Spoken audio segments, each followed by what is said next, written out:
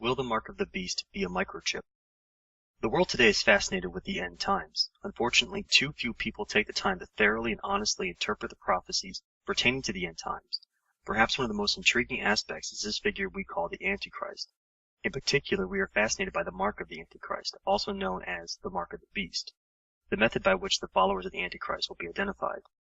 With the emergence of microtechnology since the 1980s has arisen the prospect that people may be provided the option, or even obligated, to implant a microchip within their body for various reasons. Reasons for implanting a microchip are all at least superficially benign. They range from liberating people from carrying wallets, to protecting one's identity from theft, to locating a missing person. However, with the prospect of microchip implantation came droves of concerned Christians who believed, and still believe, that this microchip may be the mark of the beast. Today, many end-time scholars purport this theory as their preferred interpretation of the prophecies concerning the mark of the beast. While these popular and vocal end-time scholars voice their concerns, most real scholars dismiss such a theory as uninformed, superficial interpretation of Scripture. To answer this question, we must first determine whether or not the mark of the beast will be a literal, tangible mark, such as a microchip.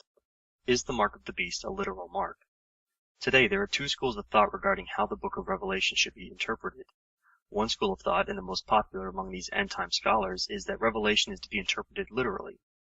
The other is that Revelation is to be interpreted symbolically.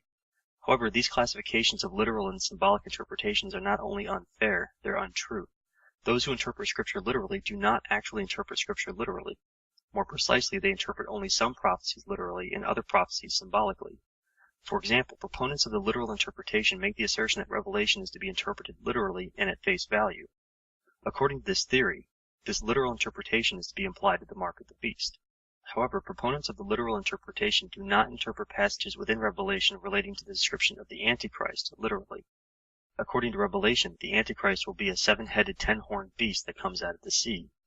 And I saw a great beast come out of the sea. He had 10 horns and 7 heads, with 10 crowns on his horns, and on each head was a blasphemous name. Revelation 13:1. If one were to interpret Revelation literally, they would be forced to conclude that this is a literal description of the Antichrist. However, even the most staunch proponents of the literal interpretation theory admit that this passage is, to at least some degree, to be interpreted symbolically. Those who are alleged to interpret Revelation symbolically also fail to maintain a consistently symbolic interpretation of Revelation. However, their classification of those who interpret Revelation symbolically is not a self-proclaimed classification.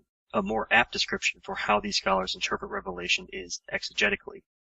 According to these scholars, Revelation is not to be interpreted strictly literally or strictly symbolically. Revelation is to be interpreted exegetically, or in light of Scripture. Both classes of scholars agree that at least certain portions of Revelation should be interpreted in light of similar passages found elsewhere within Scripture.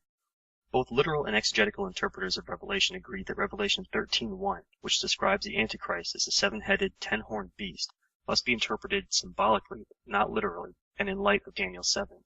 He gave me this explanation. The fourth beast is a fourth kingdom that will appear on earth. It will be different from all other kingdoms, and will devour the whole earth, trampling it down and crushing it. The 10 horns are 10 kings who will come from this kingdom. After them another king will arise, different from the earlier ones. He will subdue 3 kings. He will speak against the Most High and oppress his holy people, and try to change the set times and laws. The holy people will be delivered into his hands for time, times, and half a time. Daniel 7:23-25. Where exegetical and literal interpreters disagree is whether or not biblical references to mark on the hand and forehead can or should be applied in the same way. Mark of the beast in Revelation. He also forced everyone, small and great, rich and poor, free and slave, to receive a mark on his right hand or on his forehead. Revelation 13:16. Marks on the hands and forehead in Scripture. This observance will be for you like a sign on your hand and a reminder on your forehead that this law of God is to be on your lips. For the Lord brought you out of Egypt with his mighty hand. Exodus 13:9.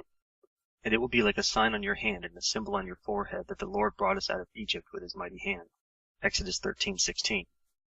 These commandments that I give you today are to be on your hearts. Impress them on your children. Talk about them when you sit at home and when you walk along the road, when you lie down and when you get up.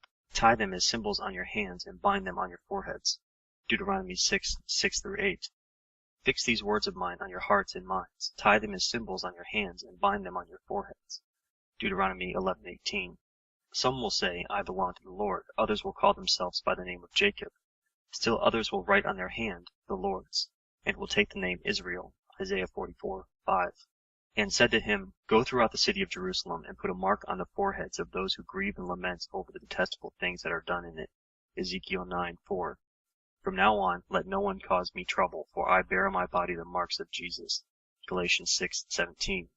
Most scholars agree that due to the common usage of marking the hand and forehead as identifying one as a follower or a believer, the mark of the beast is likely to be interpreted as one who worships the beast. Never in Scripture is the mark a literal or tangible mark. Therefore, it is reasonable to conclude that the author of Revelation, when he used the term mark of the beast, was not suggesting a literal mark. Misusing such a common expression would certainly have confused the original readers of Revelation. Will the mark of the beast be a microchip? If we were to interpret Revelation 13:16 literally and without considering its parallel usage within Scripture, we may not be able to rule out the usage of a microchip to identify those who submit to the Antichrist. However, when we consider Revelation 13:16 in light of Scripture, arriving at such a conclusion would make little sense.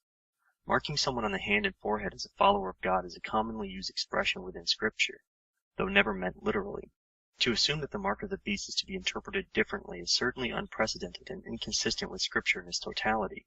Therefore, the most reasonable conclusion is that the mark of the beast is not a literal mark, such as a microchip.